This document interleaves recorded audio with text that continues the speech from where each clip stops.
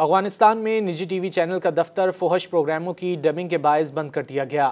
افغان وزارت اخلاقیات نے چینل کی بندش کی تصدیق کر دی۔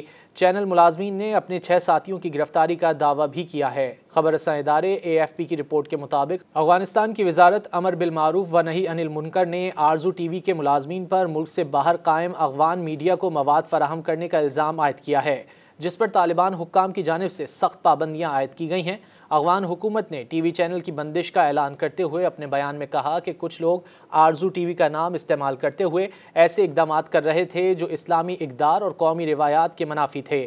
بیان میں کہا گیا ہے کہ یہ واضح ہو گیا ہے کہ کچھ لوگوں نے ملک سے باہر جلا وطن میڈیا اداروں کی مالی مدد سے اسلامی اور افغان اصولوں اور روایات کے خلاف فحش سیریلز اور پروگراموں کی ڈبنگ کے لیے عارضی کارکنوں سے کام لینے کے لیے آرزو ٹی وی کے نام اور عمارت کے ساتھ ساتھ میڈیا ادارے میں اپنے عہدے کا استعمال کیا تھا۔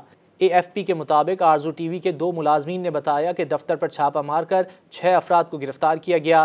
ذرائع کا کہنا ہے کہ تقریباً 8 طالبان اہلکار بدھ کی صبح کابل میں واقع چینل کے دفتر میں داخل ہوئے اور ملازمین کے فون اور معلومات حاصل کرنے سے پہلے مردوں اور خواتین کو الگ کر دیا۔ چینل ملازمین کا کہنا ہے کہ دفتر کو سیل کر دیا گیا ہے اور ان سے اگلے احکامات کا انتظار کرنے کو کہا گیا ہے۔ اب یا تو دفتر مستقل سیل کر دیا جائے گا یا کھول دیا جائے گا۔ AFP کو آرزو ٹی وی کے ایک دوسرے ملازم نے بتایا کہ حراست میں لیے گئے 6 ملازمین کو تاحال نہیں چھوڑا گیا۔